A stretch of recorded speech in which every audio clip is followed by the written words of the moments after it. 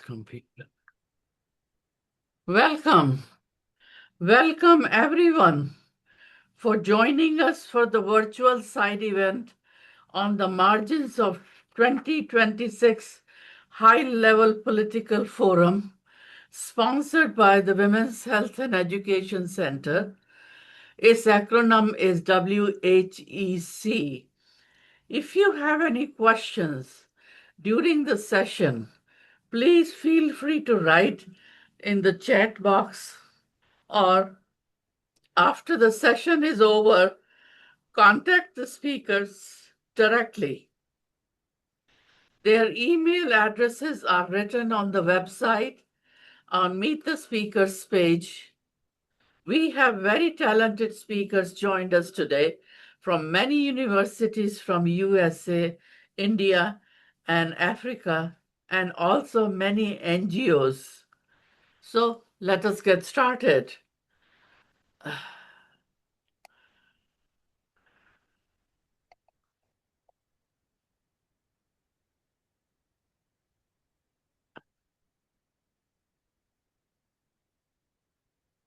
Title of today's side event is Clean Drinking Water, Sanitation, Mental Health, and Social Well-Being. Our initiatives. Our focus in this side event is on Sustainable Developmental Goals, SDGs 6, 7, 9, and 17. Social justice requires healthcare, education, food, clean drinking water, sanitation, housing, employment, social protection, and digital technologies so that no one is left behind. Women's Health and Education Center, WHEC, aims to address the underlying causes of poverty and inequality in the world. This NGO focuses on importance of supporting those countries and communities which host large numbers of refugees, promoting the inclusion of refugees in host communities, ensuring the involvement of development actors from an early stage, and developing whole of a society approach to refugee problems. This is today's agenda. Need for clean drinking water and sanitation in schools and healthcare facilities are of utmost importance. Our WASH initiatives, WASH, WASH, is an acronym. It stands for Water, Sanitation, and Hygiene in schools in India. Urgent action is needed globally and locally to achieve safe and sustainably managed WASH initiatives for all in order to prevent devastating impacts on millions of people. Necessity to reduce maternal and child mortality and morbidity and effects on mental health and social well-being, which good hygiene brings. When people perceive or experience a lack of privacy and safety during open defecation or when using sanitation infrastructure, this can negatively influence their mental and social well being. This is our homepage for our e learning, e health, and e government program. Better access to water is helpful and it creates new possibilities for people in some of the world's most remote communities. Goal 6 of the United Nations Sustainable Developmental Goals is ensuring availability and sustainability management of water and sanitation for all.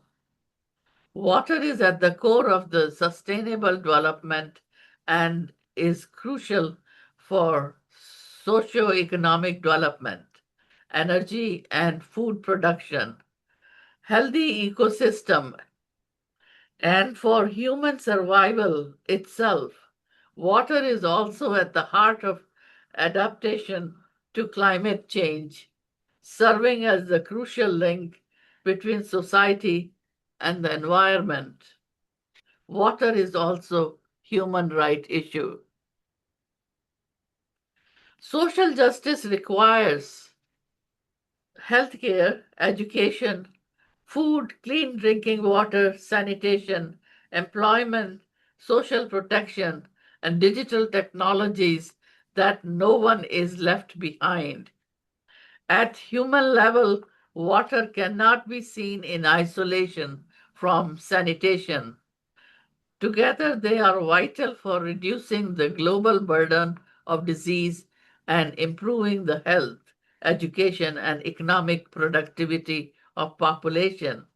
As the global population grows, there is an increasing need to balance all of the competing commercial demands on water resources so that communities have enough for their needs. Private sanitation facilities to manage menstruation and maternity is in dignity and safety. Water related challenges. These are the key facts. 1.8 billion people still do not have drinking water on premises.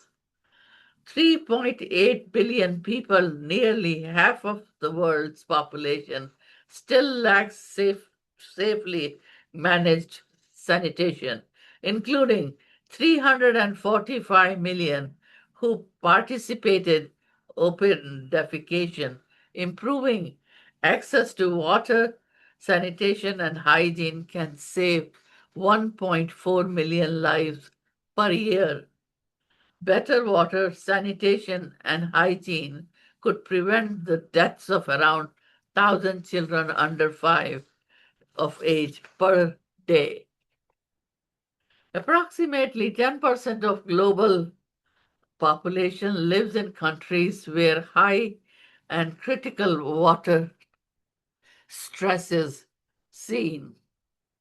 Water related disasters have dominated the list of disasters over the past 50 years and account for 70% of all deaths related in natural disaster.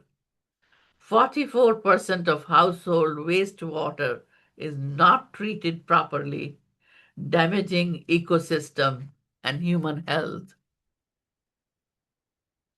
Let me introduce these two SDG actions which we have taken with the district of Kerala in India.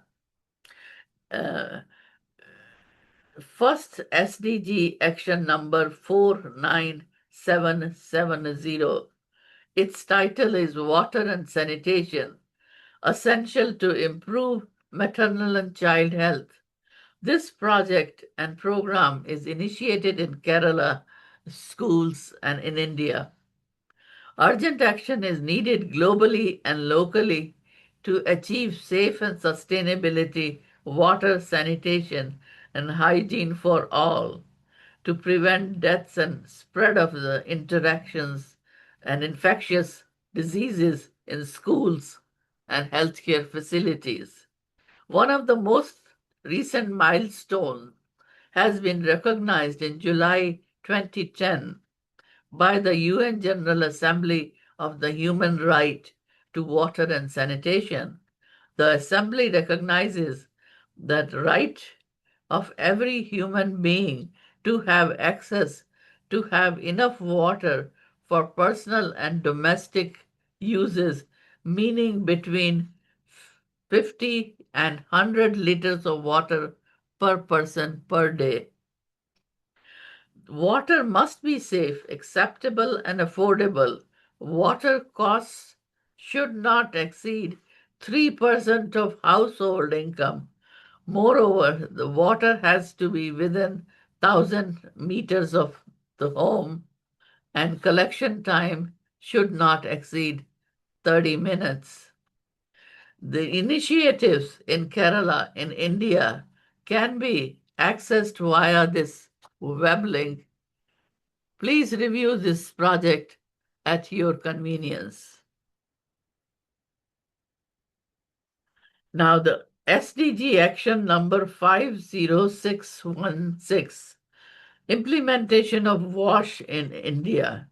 Contaminated water, inadequate sanitation, and poor hygiene practices are undermining efforts to end extreme poverty and control disease outbreaks in the world's poorest countries.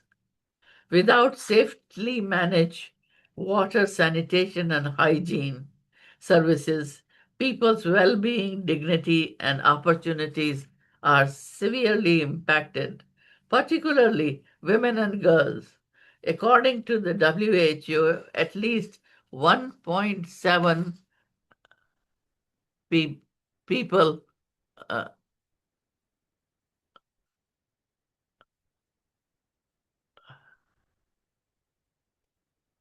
okay. Some people are waiting in line. I needed to admit them. um, Okay. Details of the initiatives can be accessed through that web link.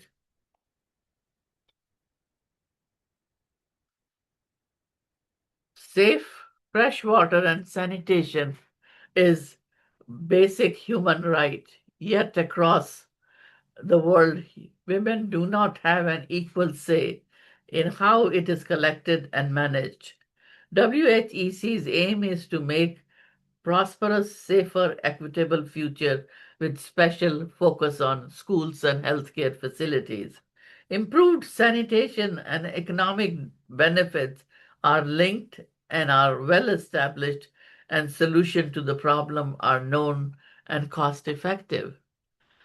A WHO study showed that every US $1 invested in improved sanitation translates into an average global economic return of $5.5. It means more than 5 times. Those benefits are expected specifically for poor children and in the disadvantaged communities that need them the most. Summary and our takeaway: privacy and safety require thorough examination when developing sanitation interventions and policy to ensure a positive influence on users' mental and social well being. WHEC's publications are aimed at a broad range of audience, and it is hoped that everyone who reads our practice bulletin comes away with the realization of complexity of issues at the stake and appreciation of the work that lay in front of us. The purpose of this practice bulletin, water, sanitation, hygiene, please take your time to read it. You will find it very informative. It reduces maternal child morbidity, mortality, and spread of infectious diseases. It also explains to elaborate strategies that will strengthen national policies and national legislative processes. Inclusion of the girls, women, and minorities in literacy program helps to support economic growth and opportunities. Thank you very much, and you can always contact me. And it was pleasure to host this. Now it is my pleasure to hand over the platform to Dr. Colleen Kraft from California. She is a professor of pediatrics and 2018 president of American Academy of Pediatrics from Los Angeles, California. Her presentation is on climate stewardship and maternal and child health. Go ahead, Colleen. Thank you so much, Rita, for your introduction here. I'm going to do a deep dive on climate stewardship and how that actually affects the health of women and children, and what we've seen in terms of changes in the last 20 to 30 years and what we can do about it. So it's important to know that the evidence is unambiguous. So 92% of climate health studies show that significant adverse perinatal outcomes. 66 countries were covered in meta-analyses looking at extreme heat to preterm birth, stillbirth, and other obstetric complications. You think to yourself, how does that happen? We're going to talk a little bit about that, but the evidence is really there. And that there's a 35% higher risk of preterm birth during heat waves in vulnerable populations. And actually, the American College of Obstetricians and Gynecologists committee statement formally now has declared climate change a maternal health emergency. So there are 6 climate drivers with documented perinatal and pediatric harm. First one is extreme heat, because we know that that directly affects stillbirth, preterm birth, preeclampsia, and gestational diabetes. We know that flooding and hurricanes impacts maternal mortality, of course, neonatal ICU admissions and displacement trauma. And then drought and food insecurity is a growing reason for maternal malnutrition and intrauterine growth restriction. We know that wildfire smoke and air pollution secondary to drought affects low birth weight, respiratory disease, and neurodevelopmental harm. The respiratory disease from fires makes sense, but how does that translate to neurodevelopmental disabilities? The evidence is very clear there. We know that vector-borne diseases, we know that there's an expanded geographic range of Zika, of dengue, of malaria, and that these affect fetal development. And then finally, chronic air pollution has a direct effect on childhood asthma and cognitive developmental delay. So what about the increased prematurity? We know that a 1% centigrade rise in ambient temperature is associated with a 5% increase in preterm birth risk. This has been consistent, and it really is recognized as a dose-response relationship. So as you see temperatures rising, you're going to see more premature babies. And the fact is that children bear a unique burden. So children have a higher surface area to their entire body rate. They breathe faster. They have a higher respiratory rate. Their nervous system, their brain, and other parts of their nervous system are developing. They're not fully made yet. So any change can actually impact a developing system more than it can an adult, essentially already set system. Children spend more time outdoors, so they are much more likely to have that dose response effect to climate problems. They have immature thermal regulation. Children tend to not sweat as much. They tend to not get rid of heat as much as adults do.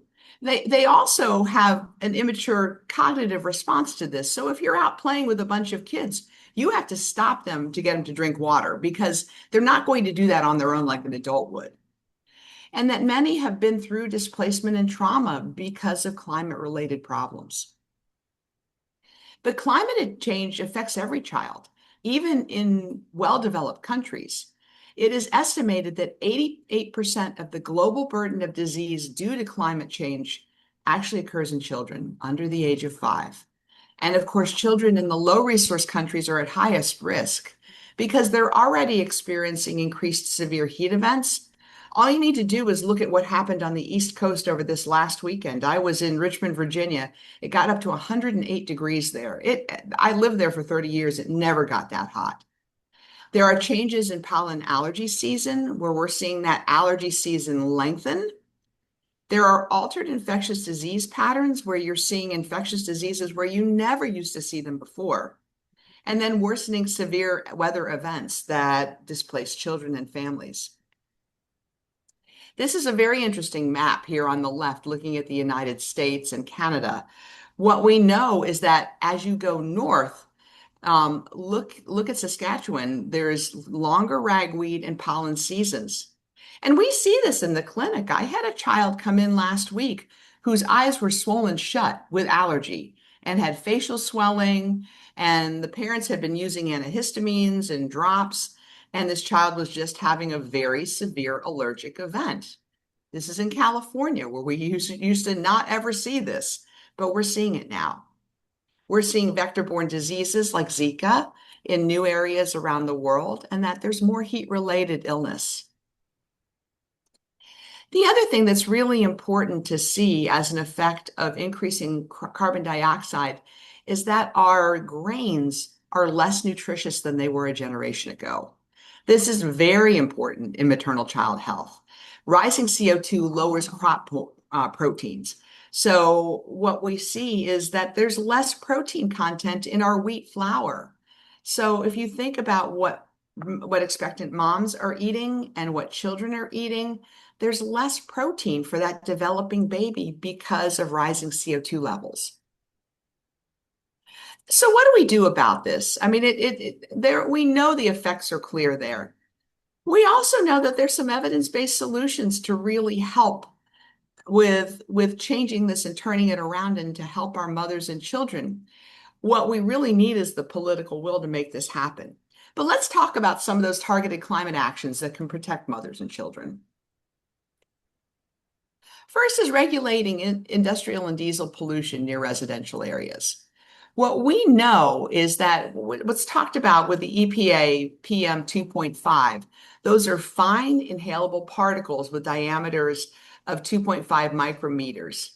If we can enforce and strengthen those standards in communities that are near places where there are freeways, ports, industrial zones, where they have that exposure to these particles, that will be much, much more helpful.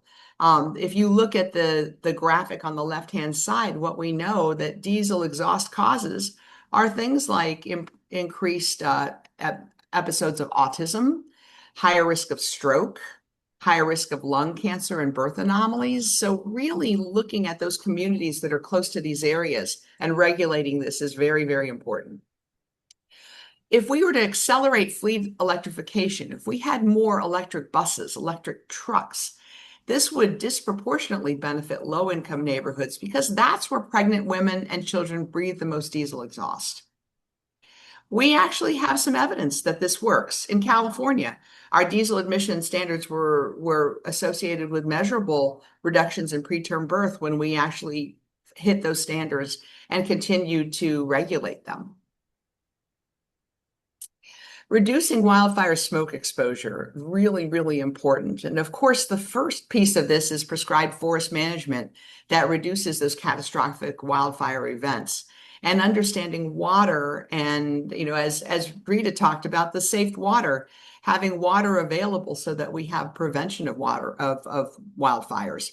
But in those communities, like my community of Los Angeles, having HEPA filters for pregnant people in fire-prone areas and other community air filtration programs is an immediate adaptation bridge. And we could do this now and prevent further problems. Looking at real-time air quality alerts tied to prenatal care protocols so clinicians can counsel patients during smoke events. Expanding urban green space and tree canopy, especially in vulnerable neighborhoods. Really, really important and very evidence-based. So trees cool urban heat islands by 1 to 6 degrees centigrade. Remembering every 1% is a 5% increase in preterm birth. So if we can cool, then we're going to see those decreases and reduce heat stress in pregnancy. That green space also buffers that PM 2.5 exposure. So the University of California and Irvine study confirmed that access to green space modified the risk of air pollution-related preterm birth. This is really important. This is really doable stuff, not anything that is super expensive. It just makes common sense. And then neighborhoods with the least tree canopy are almost always the same ones with the highest rate of preterm birth and maternal mortality. So we can target this intervention of growing trees to cool the areas and decrease that preterm birth. Cool roofs and reflective pavement and shade infrastructure in maternity deserts. So there is technology now that can help to cool those roofs. So the housing situations inside those buildings are actually cooler too. What if we prioritize those cool surface retrofits in areas with high concentration of pregnant women and low-income families? we could make a big difference. Cool this around prenatal clinics, our social work clinics, this is the women, infant, and child offices, and then pediatric offices to reduce that ambient exposure when these babies and moms are most vulnerable. And we have evidence for this. We have evidence from Los Angeles and also from Phoenix, Arizona that show that these cool roofs can decrease temperatures by 2 to 4 degrees in neighborhoods with these comprehensive cool surface programs. Thinking about our agricultural methane reduction, if we can decrease methane in our livestock, we have healthier fetal lungs. We know that methane from livestock is a major driver of damage with developing respiratory systems of fetuses and newborns. So being able to reduce those methane emissions through feed additives, manure management, and dietary shifts could actually have a very near-term climate benefit and reduce childhood asthma. The Climate and Clean Air Coalition, which has worked with this, estimates that this could prevent millions of premature deaths annually, with the greatest gains in those children under 5, who we know have 88% of the burden of climate problems. Cooking and clean indoor air for pregnant people and infants, really important. What can we do to transition households from gas stoves and wood-burning fireplaces to induction cooking and electric heating? Because this would actually decrease those particles as well as nitrous oxide.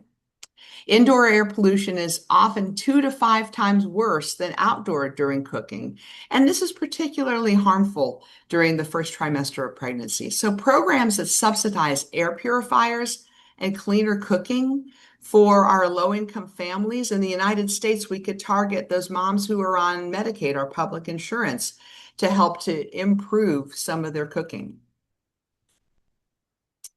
The global lever is really making maternal child health visible in climate negotiations because there's so much that we talk about in climate, but the world is seeing a decrease in the number of babies being born, and there's all kinds of outrage about this. But let's make maternal child health visible in climate negotiations so we can make this safe. If we have national climate plans, they rarely mention perinatal health explicitly. We need to really push this within perinatal health. If a country wants to improve their birth rate, then let's improve the climate. Environmental impact assessments for new industrial projects should be required to include what is the impact on maternal health? What is the impact on pediatric health? What is the impact on prematurity? We need to know this before some of these projects are put underway. And then the World Health Organization and UNICEF have both called for climate health co-benefits to be tracked as a standard metric. So how do we start to do this and look at this to help us figure out what are we doing that is evidence-based, that is actually making an impact to help the health of mothers and children? And with that, I'd like to say thank you. Well, thank you. It's always fantastic and very informative. Next is Dr. Manisha Jawahar from India, and she has joined us. Her presentation is on menstruation health, sanitation and dignity, and building sustainable solutions for women and girls. Go ahead, Manisha. Yeah, it should Hope work. I am audible. Hope I am visible. Yes. Hello. Everything is fine. Yes, I can see your Awesome. slides. Mhm. So we'll be talking about menstrual health.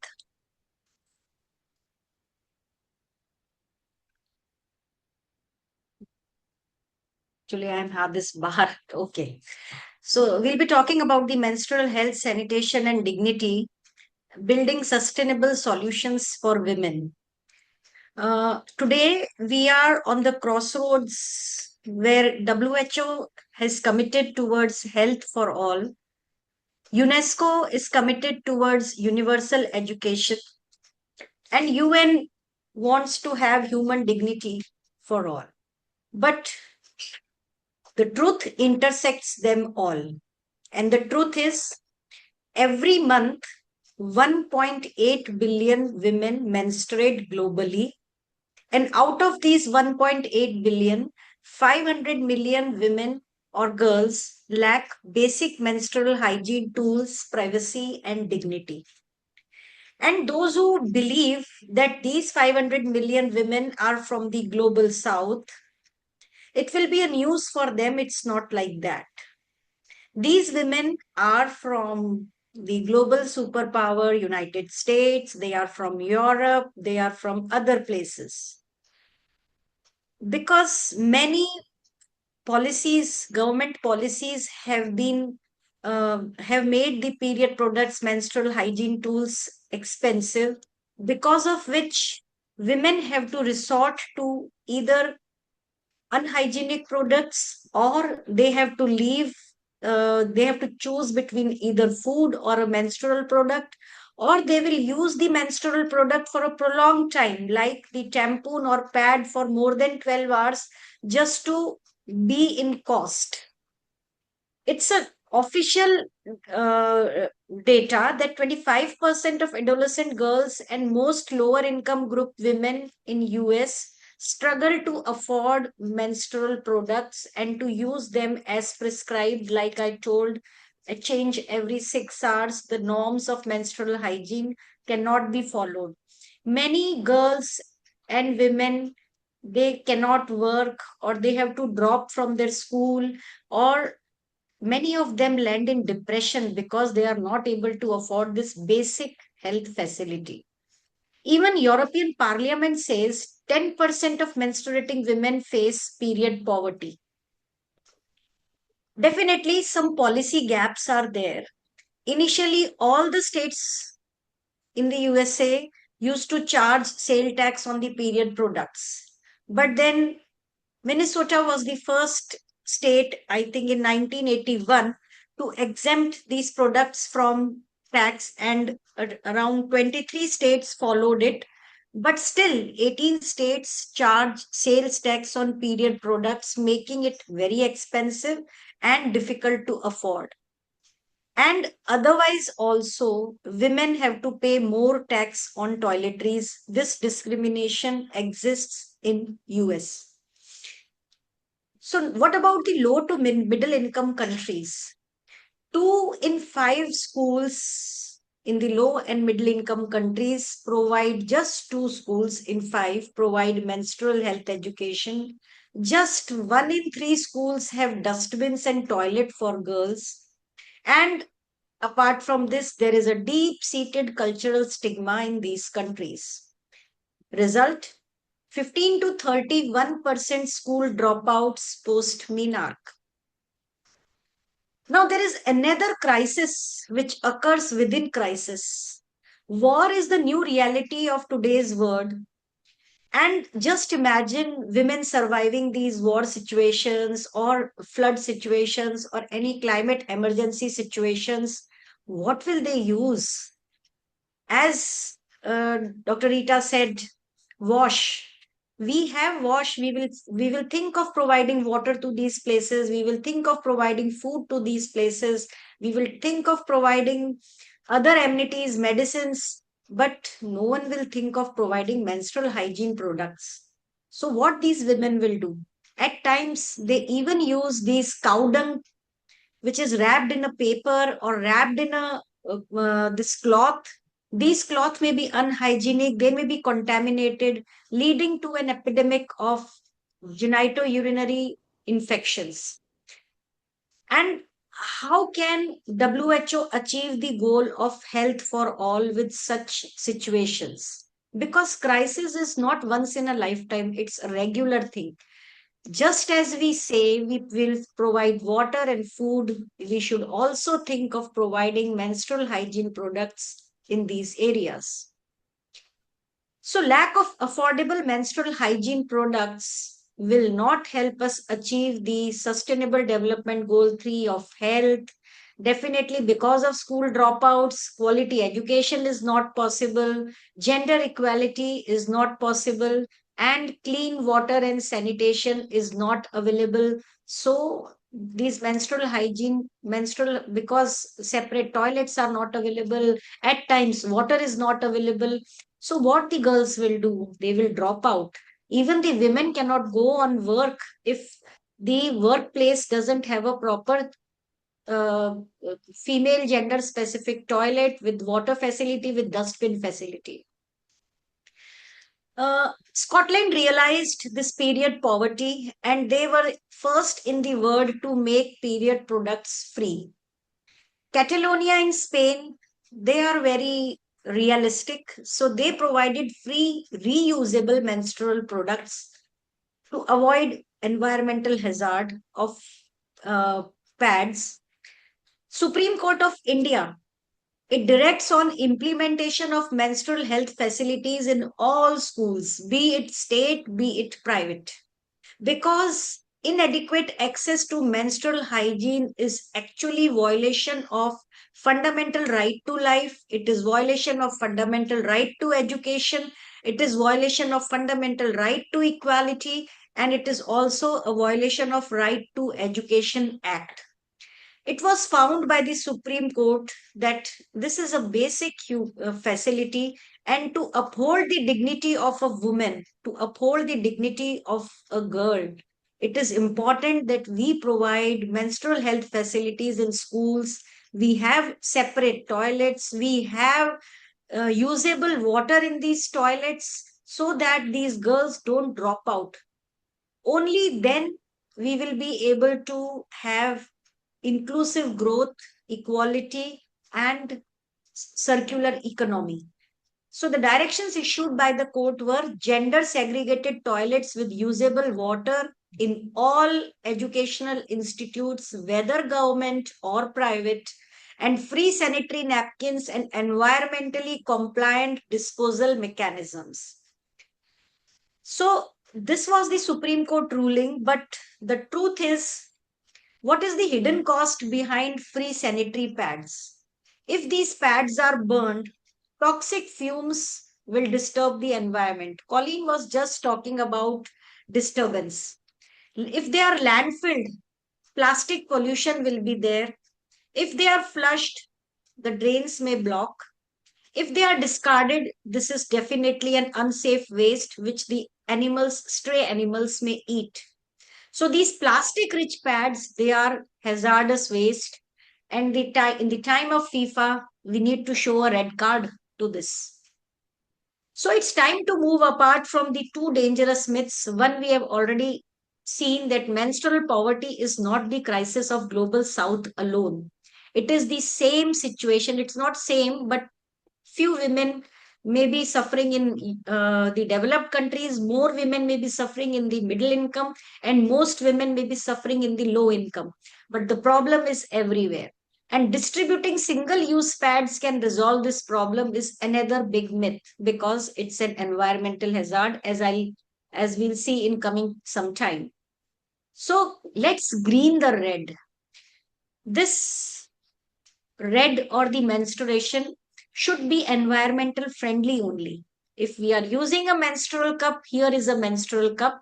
If this cup is made of silicone, which is very user friendly and non toxic, this can be used for up to 10 years. The same cup, only one cup, which costs in India from 300 rupees to 500, 600 rupees. This is just a one time cost.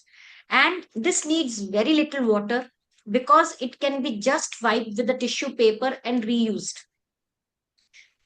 Whereas, so there will be no rash, because when we use pads, the plastic and the cellulose on the top will take away moisture of the body, causing rashes.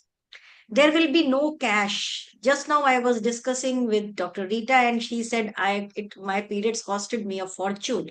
So it costs a fortune to everyone. So this is a cash free. You have invested once and you are using it for 10 years, and it's a trash free. You are not creating any waste. So menstrual equity is when a tribal woman of Kenya, or a tribal woman from African country or any other country, from when a woman of war hit area or disaster area, or a woman, affluent women from most developed countries, they all will be able to have free access to menstrual hygiene products. Only then we can think of good education for women, and they will become economically independent. And it's not difficult. Only thing is, WHO needs to integrate this menstrual health and hygiene program with the global water sanitation and hygiene program. Everywhere, this hygiene should be thought of wherever we think of water. Switch to sustainable methods to drive circular economy. There are reusable pads also. The reusable pads also are they work for 3 to 4 years, and they will cost, like for example, in 500 600 rupees, they will last for 4 years, 6 years. They can be washed, they can be reused, and hygiene can be maintained. If we are not able to afford disposable pads, because disposable pads are a disaster to environment, UNESCO should be gender inclusive. We need a gender inclusive literacy program. So if it's a gender inclusive program, we will need toilets, separate toilets for girls. We will need facility for menstrual hygiene products. Only then women will be able to continue their education. So that was all. I thank you. Very interesting. Very eye-opening. Monisha, you always bring out the best. Um, From the Thank you so hometown of much. Massachusetts, joining us is Dr. or Mr. David D. Sabito. He is a good friend. He is an AI liaison and AI working group chair at Western New England University in Springfield, Massachusetts. His presentation is on AI agents, women's well-being, human connections, questions from the front lines of AI integration and academia. Go ahead, David.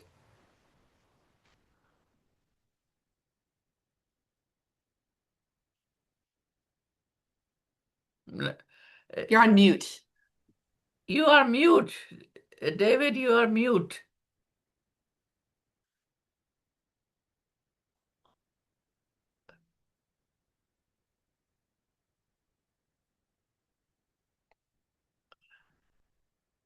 Oh, good. Okay. Let's reshare. Yeah. All right. We, Well, that's embarrassing. It's not the first time. Can you hear me all right? yes. Yes. Okay. Good morning. It's great to be with everyone today. Thank you, Dr. Luthra and Women's Health and Education Center for this kind invitation, and thank you, fellow presenters. The work I've seen today has been engaging and informative. So I teach business analytics and information management, and I'm university co-chair of the AI working group. And in this role, I spend a lot of time and conversation with administrators, faculty, staff, students, and our broader community about what AI is doing in their lives and in their work. We read, we research, we write on these topics, and honestly, we're in mostly observational mode at this point. We're beginning to move towards governance and guidelines, but we're not quite there yet. And we have some early principles that are taking shape around responsible AI use, transparency, academic integrity, ethics, and keeping humans in the forefront and in the loop. So this presentation is not a report from someone who's figured it all out. It's a set of questions I think we all need to be sitting with, and including myself. So the conversations we have every week with students, faculty, staff, and administrators keep coming back to the same tension. AI is moving fast. Our ability to understand what it is doing to people is moving slowly. In our working group, we have learned to ask a simple question before we reach for policy. What are we actually observing? What are people experiencing? And do we have frameworks to make sense of it? That habit of careful observation is what I'm bringing here. And the honest answer to our own question is these frameworks are not keeping up. This gap is exactly why this conversation matters. So here's the question I want to put in front of us today. What happens to human beings when AI becomes the infrastructure of daily life? Not a tool we pick up and put down, but an environment we inhabit. Three things are converging. AI is becoming social infrastructure, mediating our relationships and our information. Women are disproportionately at the center of the shift in health and caregiving and education and in community. And the research is not keeping pace with what is being deployed. That gap is really what this rest of this presentation is about. So there's 7 questions, not necessarily 7 answers. Each one came out of something we read, something a student or a colleague had said, or something we observed that we could not yet explain. The first question is AI companionship a supplement or a substitute for human connection? Millions of people many of them women, are already using AI companions daily, and we do not know whether that is filling a gap or creating one. The second question, how is AI reshaping the invisible labor of caregiving, and who bears the cost? Because women carry 75% of unpaid care work globally, and AI is entering that space with no guarantee it will make things more equitable. Our third question, when AI mediates emotional support, who is accountable for harm? Because people in crisis are reaching for AI tools that operate without clinical oversight, and nobody has clearly answered who's responsible when something goes wrong. Everyone's trying to be not everyone, many people are going online to try to be their own doctors and, interfacing with the AI. Question 4, what does equitable AI mean for women in under-resourced communities? Because communities with the least digital infrastructure are often the same communities with the least water, sanitation, and hygiene wash infrastructure. And that's not a coincidence. Fifth question, how do AI systems encode or disrupt gender norms in health and education? If we do not audit what AI learns from, we will automate the inequities we are trying to fix. Question 6, what happens to community resilience when social bonds are mediated by algorithms? The trust networks that sustain communities in crisis cannot be replicated by an engagement algorithm. We are already watching what happens when these networks erode. Question 7, are we training the next generation to outsource human judgment to machines? So let's dive in a little deeper on these. So is AI companionship a supplement or a substitute for human connection? Apps like Replica and Pi report millions of daily users, and women make up a significant share. Research from Scoob and Listadius shows that both therapeutic benefit and displacement of real human bonds. We are measuring satisfaction. We are not measuring substitution. That gap in our measurement is a problem.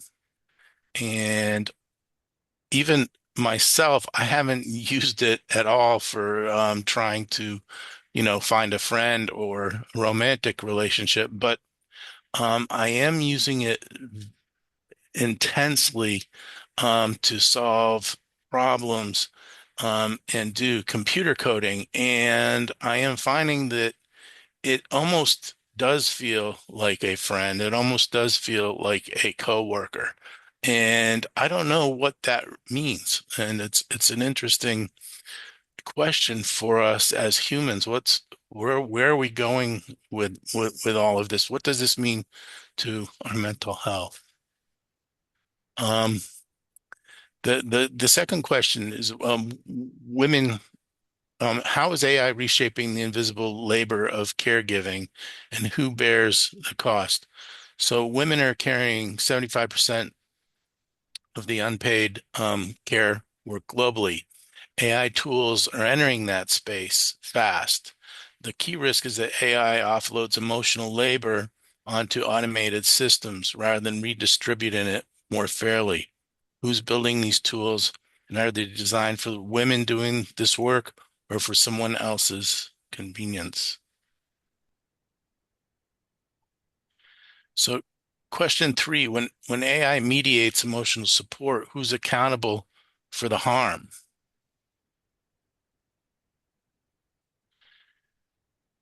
In 2023, a man in Belgium died by suicide after extended AI chatbot interactions. AI systems are operating in crisis adjacent spaces without clinical licensing, oversight, or liability frameworks. Women experiencing postpartum depression, caregiver burnout, or domestic trauma may reach for these tools before they reach a clinician. Right now, the regulatory answer is almost nothing. Question 4, what does equitable AI access mean for women in under-resourced communities? Communities with inadequate WASH infrastructure often also have limited digital infrastructure. If AI becomes a primary delivery channel for health information and mental health support, then inequitable access is a health equity crisis. Sustainable development goals are more connected than our silos allow us to see.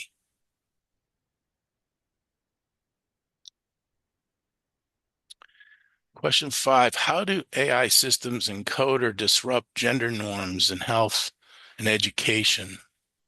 Obermeyer and colleagues found in Science that pain assessment algorithms trained on male-dominated data systematically underestimate pain severity in women.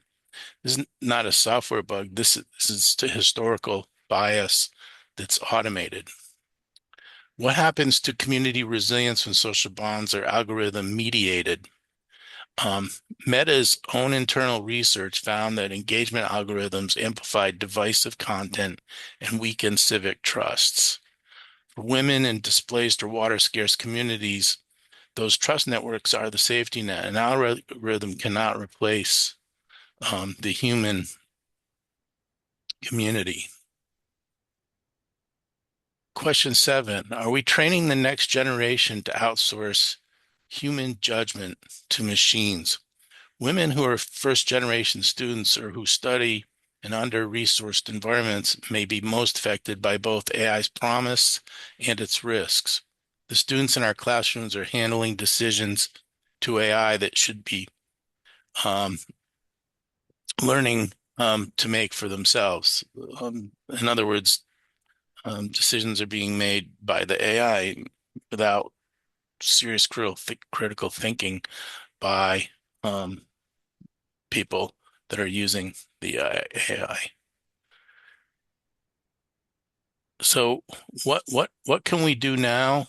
I want to be specific about what I'm asking from each of us, and I want to say this with some humility. My own institution is working through this same journey.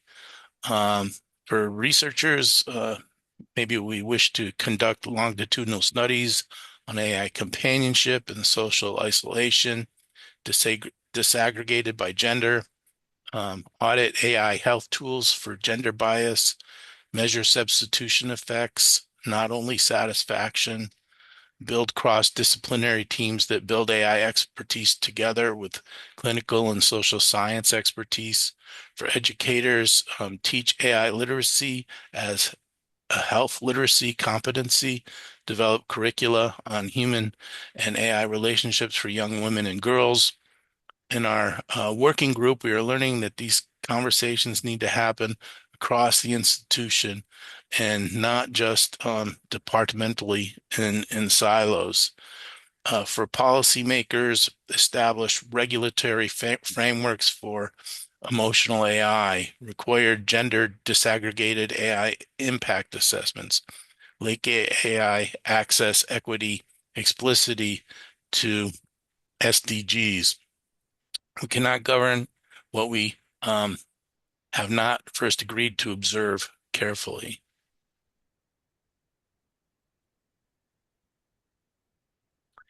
So there's two essential infrastructures. Water and sanitation is important. Access to clean water and access to AI are not separate problems. Both are essential for well-being. We've heard this in several of the presentations today. Both are distributed unequally along lines of poverty and geography. Both disproportionately affect women when they are absent. Both require governance and safety standards to protect the most vulnerable, and both determine whether communities are resilient or fragile. But there's something on this slide that goes further than a parallel. There's direct competition. AI consumes water. Large data centers can drink as much as a town of 10,000 to 50,000 people.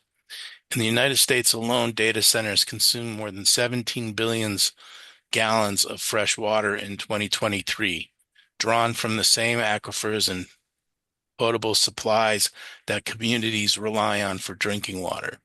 That figure is projected to more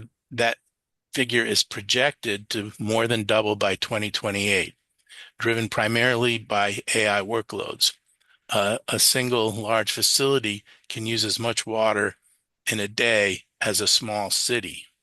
The communities most likely to host these data centers because of cheap land and available power are often the same communities least able to absorb that demand on local water systems.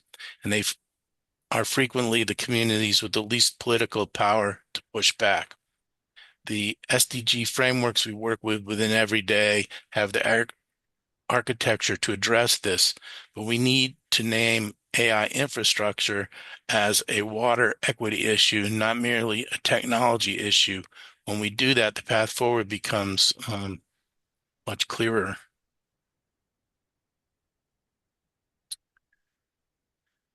So I thought this chart was interesting. We're projecting maybe in the U.S. 376 billion gallons of water in 2026, and that is virtually doubling has the possibility to virtually double by 2028. So that's quite alarming. So we need to be thinking about this. So I want to close with three simple things. I'm asking all of us, myself included, ask the hard questions of AI developers, of policymakers, of the platforms our patients and students are already using. In our working group, we have found that simply asking out loud changes the conversation. These questions will not ask themselves. Build the evidence base before the deployment cycle curve makes it impossible to measure harm.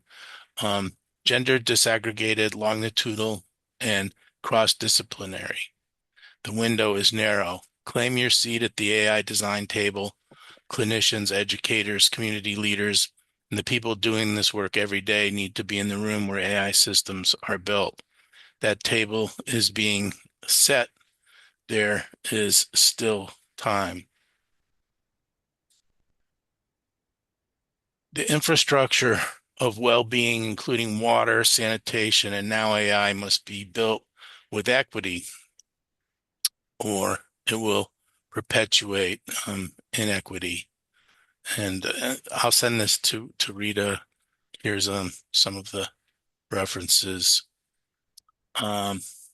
Thank you. Any questions? Well, thank you very much, David. It's always a pleasure to hear your questions and answers. And there is a lady here in our audience who wished to know, yes, all this session will be converted into a YouTube video and it will be posted on that page. You can access either through the high level political forum or you can access from the webinars of womenshealthsection.com. Definitely it will be converted into YouTube, so you can see them as many times as you want. And I'm glad you joined us. Okay, now we should have the young people, next generation's expectations. What do they expect from us after we have messed up the whole thing, whatever, huh? Climate and everything. Joining us from Minnesota, USA is Miss Serena Manny. She's presenting her views on water and sanitation essential to improve brain health for women and children. Go ahead, Serena. Hi, everyone. Thank you for having me. Can you see the slideshow?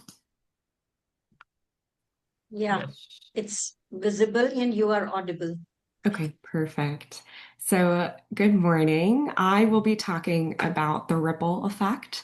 So, water and sanitation as essential foundations for maternal and child brain health. As Dr. Luther mentioned, I am starting a doctoral degree in developmental psychopathology and clinical science at the University of Minnesota next month. I also have a master's of public health from Johns Hopkins. And so I want to talk about here how two brains share one environment. And so water, sanitation, and hygiene conditions shape the mother's mental health and also the child's developing brain at the same time. And so, with respect to the maternal brain, water and sanitation insecurity are documented drivers of maternal depression, anxiety, and chronic stress. And I'll talk a little bit more about that in subsequent slides. And then with the developing brain, both in utero and in infancy, that same environment shapes neurodevelopment through maternal stress biology and also through the child's own gut. And then you have the caregiving loop. And so a mother's mental health shapes the developing brain, and the two pathways interplay during caregiving in this shared environment. And so, why is this a population level concern? As my colleagues have noted, the exposure behind these brain pathways is not rare. While there have been significant strides to hit our 2030 goals, we are still quite far from them. So 2.1 billion people lack safely managed drinking water. In most countries, women and girls bear responsibility for collecting and carrying water compared to their male and boy counterparts. 3.4 billion people still lack safely managed sanitation, and of those, 354 million still practice open defecation. And then 1.7 billion people lack basic hygiene services. So 611 million have no hand washing facility at all. And then regarding menstrual hygiene, data is still very sparse. There is a questionnaire that has been asked to be adopted by all of the countries who are providing data on menstrual hygiene. Mongolia is, as of the 2025 report, the only one that had adopted all the measures. And so they have a lot of data availability, but many, many, many countries are still lacking. And so these are the populations that are exposed to the maternal stress and child gut brain pathways that I'll talk about next. They are mostly concentrated in low income and fragile settings. However, water, sanitation, and hygiene concerns do affect both middle and high income countries as well. So these are not unique to simply low income countries. And as I mentioned previously, the burden often falls specifically on women and girls. So fetching water and lack of sanitation costs mothers and girls time, safety, and opportunity. So women and girls in sub-Saharan Africa and Central and Southern Asia often spend over 30 minutes a day fetching water. And this is time that is taken away from childcare, rest, income, study, that their male and boy counterparts otherwise have access to. As far as health and dignity, lack of private and safe toileting facilities causes stress, and pain and discomfort keeps adolescent girls out of school and out of social life during menstruation.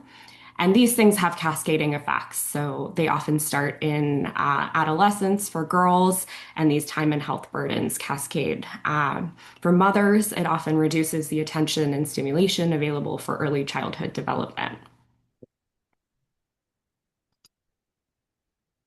So, as I mentioned, water and sanitation insecurity fuel maternal depression and anxiety. And one of the things I want to focus on is often mental health or maternal depression and anxiety are not often huge focuses in low and middle income countries. Perinatal depression affects 25.5% of women in LMICs and approximately 24.7% in high income countries. So you'll see that the numbers are approximately similar. So this is not just a problem in high income countries. It's not just a problem in low and middle income countries. There are high rates across countries, across incomes, across urban, rural areas. And it might appear then that water insecurity is not a driver of this in LMICs if you see that high income countries have similar rates. And so specific research has looked into this and how there might be specific factors driving perinatal depression and anxiety in low and middle income countries specifically. And so in Kenya, they found that water insecurity interacts multiplicatively with food insecurity and does specifically raise depressive symptoms in pregnant and postpartum women. I'll talk about a later study too, where water insecurity actually predicts future food insecurity. And so there is a close interplay here between all of these different factors.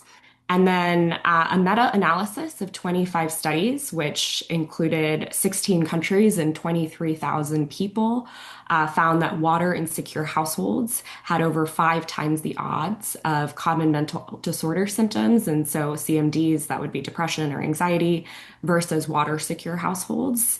And then the association between inadequate sanitation and common mental disorder symptoms was also found to be statistically significant. So you can see that both water insecurity and inadequate sanitation drive depressive symptoms for women and girls, and specifically pregnant and postpartum women as well. And so for women, sanitation insecurity is a chronic fear-based stressor. It's not just inconvenience, it's measured, sustained psychological stress across the reproductive life course. So there was a study in rural India which looked at different experiences relating to toileting. And so fear of injury was named, personal safety, and lack of privacy while seeking a place to toilet. And migrant working women reported psychosocial stress, even in the absence of safety fears, simply caused by lack of privacy. And so you can see here that lack of privacy on its own is a stressor, even when you discount, for example, safety. So targeting interventions that specifically deal with lack of privacy as a stressor, rather than just looking at some of these things I'll talk about later, like gender-based violence risk, which are problems in and of itself. So social and gendered stress. So there was a study in Odisha that did in-depth interviews with 56 women across across life stages and across sanitation activities. So those would include urination or menstruation. And they found that stressors varied in impact by life stage and activity. Generally, menstruation was named as most stressful. It was interesting that during pregnancy, women also named menstruation as a very stressful activity, which in part is due to maybe some cultural stigmas and other restrictions around their freedom during menstruation. And so the authors here essentially talked about how you need tailored interventions for all of these activities depending on life stage. And then, as well, as I mentioned, gender-based violence risk. So fear of sexual violence is also a distinct named stressor, and it's tied specifically to open defecation and unsafe sanitation access, where women and girls are often without privacy and being watched by male or boy counterparts. And so this chronic stress has a documented biological route into fetal brain development.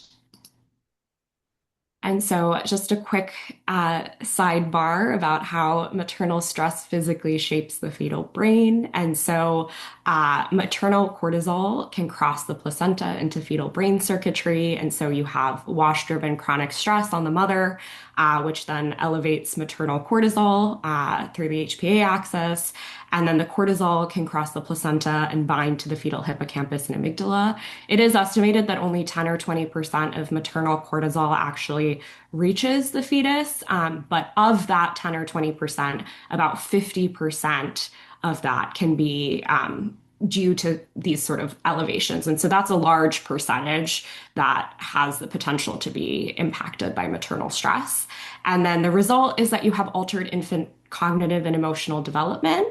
I say altered because it's actually not always negative, although there are negative outcomes. And so some studies have found that early exposure, so first or second trimester to maternal cortisol, actually it inhibits infant development at 3, 6, or 12 months. And then they also found, though, that the effect depended on fetal timing and the exposure to cortisol. So later trimesters potentially had actually accelerated development at those milestones.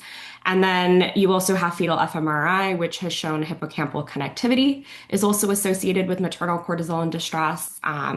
Not necessarily, again, in a negative direction. There is also proof that fetal sex is a moderating factor here. And so female fetuses are thought to be more influenced by maternal stress. And so this does, however, lead to potentially greater amygdala size in those female offspring, and then potentially down the line internalizing disorders. And so there is a negative outcome depending on timing, and generally altered infant cognitive and emotional development should be thought of as something to be avoided. And there was another study that showed that the impact of cortisol on infant cognition is moderated by the quality of the mother-infant relationship. And so this study from 2010 showed that infant cognition was negatively impacted by increased maternal cortisol. However, that effect was only visible in mothers and infants who were insecurely attached. And so maternal cortisol levels during pregnancy it's not fate, it's not destiny. There is time to reverse any damage that can be done to the developing brain. And so caregiving matters here, and mothers and infants who were securely attached did not show the same impacts. And so moving on to the child's own gut-brain axis. So unsafe water and sanitation can drive chronic gut inflammation that reaches the brain directly. There's a lot talked about as far as diarrheal disease. I wanted to focus a little bit on something called EED, which is environmental enteric dysfunction. It's thought to be subclinical, and so repeated fecal oral pathogen exposure causes chronic small intestine inflammation. And this is hypothesized to directly affect stunting and brain development independent of visible illness. And so we know that the first 1,000 days, so up until the baby is 3, are a critical window for both linear growth and brain architecture. Approximately 80% of the brain develops by age 3, and it's 90% by age 5. And so you can see from some of these studies on the side, so in Bangladesh, the association between biomarkers of intestinal permeability and worse child motor development were found to be statistically significant. And so that shows some evidence that EED affects brain development and motor development in young infants. And I talked earlier about food insecurity, and sometimes it's hard to tease out the effects of water insecurity or hygiene versus food insecurity. And so a Chinese analysis showed that 24% of the urban-rural stunting gap was actually explained by wash conditions alone, which is just more evidence to focus on water, sanitation, and hygiene as its own entity as well. And then there were 6.2 higher odds of stunting when mothers didn't wash their hands before feeding their child in Ethiopia. And so some interventions based on direct evidence. One of the studies that I referenced before said that basic water, sanitation, and psychosocial support together could substantially reduce the common mental disorder burden. So, catching perinatal depression and chronic stress early to protect both maternal well-being and fetal brain development. Sanitation designed for women's safety and privacy, so tailoring and directing interventions to the fear-based stress pathway, so private, well-lit, close-to-home toileting facilities. During the in-depth interviews, they found that cultural fears around ghosts causing miscarriages was an issue. And so, not assuming what someone's stressor might be, taking the time to develop culturally targeted interventions. And so these women were scared during pregnancy to toilet in the field because of this superstition around ghosts and miscarriages. And so they, explained that to the researchers, and the researchers we're thinking about interventions that would benefit them, keeping in mind those cultural superstitions as well. And one of the other initiatives that came out of that is it's not necessarily that foreign aid has to go into these places.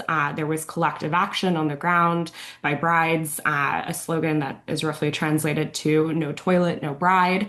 And so empowering local women to advocate for things in their mother-in-law's home, for example. And using their collective power to advocate for better toileting facilities. And then in reference to the child gut hypothesis, point of use water treatment in the first 1,000 days could make a big impact there, and it would obviously improve diarrheal diseases as well. So reduce pathogen exposure and EED risk during the window when brain architecture is most sensitive.